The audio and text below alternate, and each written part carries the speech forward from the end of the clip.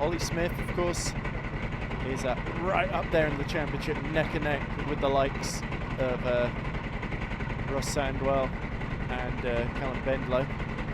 It looks like we're not far away from starters' orders.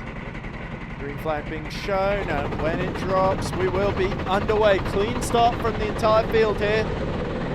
Ollie Smith sticks to the outside, interestingly.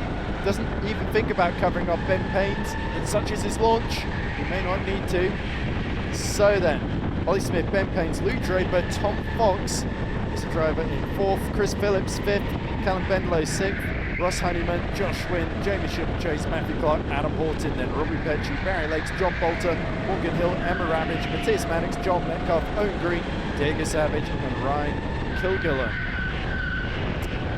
So our top three breaking away. It does look like Lou Draper keeping Ben Paynes very honest. Ben, having just held on to the lead in the second SRK heat on the run to the flag by 5,000 seconds, 5,000ths of a second. May well be feeling a bit of deja vu here, if he can get past Ollie Smith, of course. But Smith, small but crucial gap. Tom Fox holding back Callum Bendlow, who's cleared Honeyman. Next to Honeyman is Chris Phillips, who's on the outside into Seagrave Hairpin. And Chris Phillips now back on the outside into second hairpin, not able to capitalise. Josh Wynn, meanwhile, still holding off Jamie Chase and Matthew Clark and Adam Horton in that particular battle. So over the line comes Ollie Smith, tucked down as small as he can get himself in his cockpit. Ben Paynes still holding back Louis Draper. Draper, very handy around here. He actually, of course, quite memorably won the C final of the Silverstone Showdown after Julius Stankowiak won on the road, got a post-race penalty, but he not nice, had to hold back a train of karts to do it. Now he is the one on the attack. Ben Paynes may well look a bit cagey here. Tom Fox in fourth was so strong. Was actually our overall winner at Warden Law, of course. Definitely looks like he is intent on getting onto the podium here, if there's even half a chance. Diego Savage, by the way, red suit in the back of it. Oh, makes a move up the inside into bridge on Ryan Kilgillen. Oh, looks like Ross Honeyman holding back Bendlow and the train of karts behind. So Ross Honeyman, the man in the green helmet, looking back at the reigning lightweight champion Callum Bendlow. Bendlow fighting against Chris Phillips, who I think has made his way a little bit further down the order. Ollie Smith starting to strengthen his advantage up front to the tune of 1.4 seconds. Lou Draper, though, has cleared Ben Paynes on that previous lap. Lou Draper now into P2, could be a major threat here to Ollie Smith's chances of victory. Smith, though he may be leading quite a number of championships like this, he's yet to actually win an individual race in EKS, and we're near pretty much the midpoint of the season. So Smith, he's been a bit unlucky, but this is a fantastic opportunity that he's making great use of so far. Callum Bendlow seems to have cleared Chris Phillips as well. So he is in P6 now. With Smith, Draper, Paynes, Fox, Honeyman, Bendlow, Phillips, Clark, Wynn, and Horton, your top 10.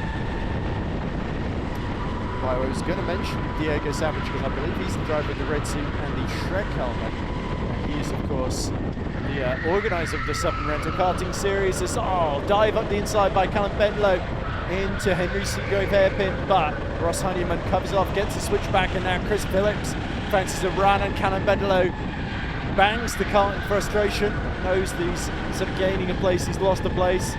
The second place fight between Draper, Paynes and Fox is raging on here, and Honeyman knows he's got Chris Phillips challenging him now for that P5. Not able to get through though. There's Diego Savage. Really having a great fight right at the back of the field with Kilgallen. He's a relative newcomer, of course.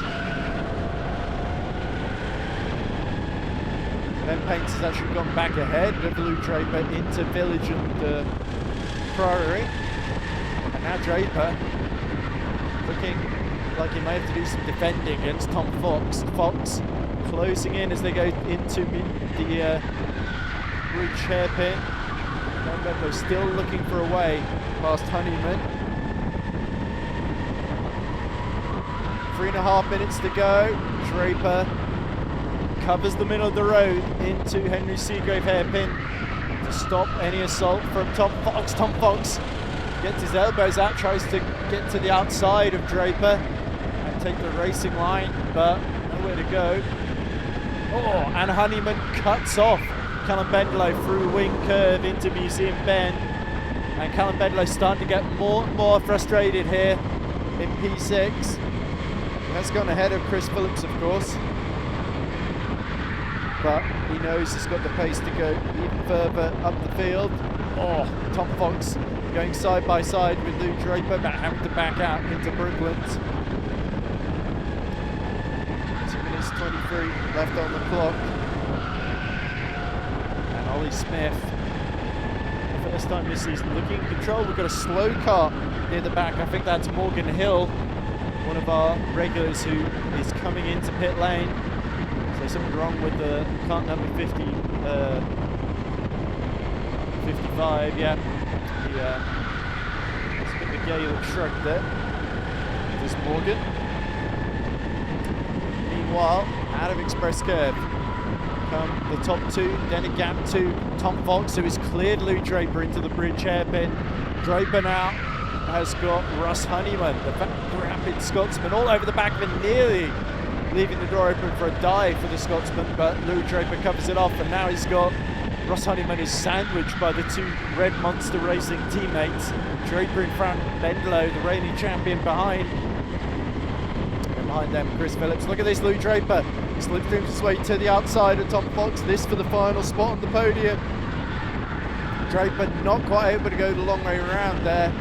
Oh, and a bit of a bump in the back. It's all getting very crunched up together as they go into Brooklands. Draper is up the inside of Tom Fox, Honeyman as well, and Bendlo too. Bendlo gets a tap in the rear from Russ Honeyman, who will not be best pleased to see at this point. Chris Phillips not quite able to get past Tom Fox himself, as there is that Robbie Petchey getting past Adam Horton. Indeed it is. So coming through club, a great move there by Petchey. Matthew Clark under attack though, behind by John Bolter, another of our Scotsmen up the inside. What a great move into bridge. Battle for last place between Kilgallen and Savage, with appropriately fierce names. Each of them great time as Phillips tries to dive up the inside into Seagrave hairpin on Fox, but ends up making contact, but not a position. Over the line comes Ollie Smith to win for the first time in EKS in 2026. Ben Paynes is our runner-up. Lou Draper will take third, and it looks like Bendlo was able to pick off Russ Honeyman for P4 in the end. Tom Fox falls to 6th. Chris Phillips finishes 7th. Robbie Petchey will finish 8th ahead of Adam Horton. Josh Wynn will round out the top 10. Then it will be Matthew Clark in P11, Barry Lakes 12th, Emma Rabbage 13th, and John Bolter hitting trouble at the end, losing 2 positions and falling to P14. Owen Green was 15th. Jamie Shearman Chase was 16th, Joel Metcalf was 17th, Matthias Maddox was 18th, Ryan Kilgallen was 19th, and he triumphed ahead of Diego Savage. Sadly, Morgan Hill, having to switch carts, will finish, reclassified at least, in 21st. So, we're standing after our first Split 1 lightweight race of the day with Matthew Clark, who finished, remind me again when you finished, Matthew? Dashboard said P10, but that remains to be seen with whatever's happened in front. Yeah, it looked like there was a big battle going on in front of you. Big train behind Ross Honeyman and Callum Bendlo all fighting for the bottom steps on the podium, and you were there to pick up the pieces behind, I think. Well, that was the idea, but then someone else decided to butt in behind me and coming into turn 6, and that made me lose a few places there. All right. What do you think about next couple of races in Split 1? Do you think you can make some progress? That would be the idea, but as long as I'm in sort of top 10 throughout the day, then I'll be happy enough with that. Okay, well, best of luck, Matthew, and thank you very much for talking to us. Thank you.